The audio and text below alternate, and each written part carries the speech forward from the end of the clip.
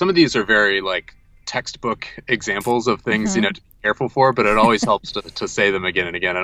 Sometimes these aren't deeply novel thoughts, but you can never be reminded of them too often. But I think a big problem that some people have is falling in love with the concept of their product and just assuming that they're engineering the right thing that people like.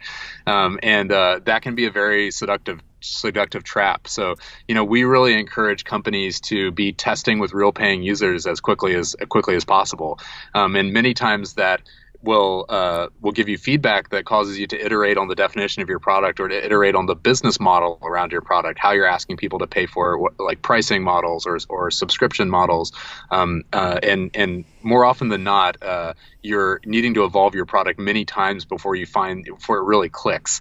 And if you convince yourself that you just like got it right in your concept initially and then spend 12 months developing a product and that you have, fully engineered and ready to ship and nobody wants it, that can be a major issue, obviously. Yeah, ouch. That can be a death knell for a company. So we always have to really balance the people's product development efforts with how much they're bringing up a supply chain or how deeply engineered the product is before they get some amount of market validation. And that's always a learning process, but it's really important to try to like front load that as much as possible. Yeah, you're right. It does seem obvious, but I could see being really excited about something I created and getting ahead of myself there.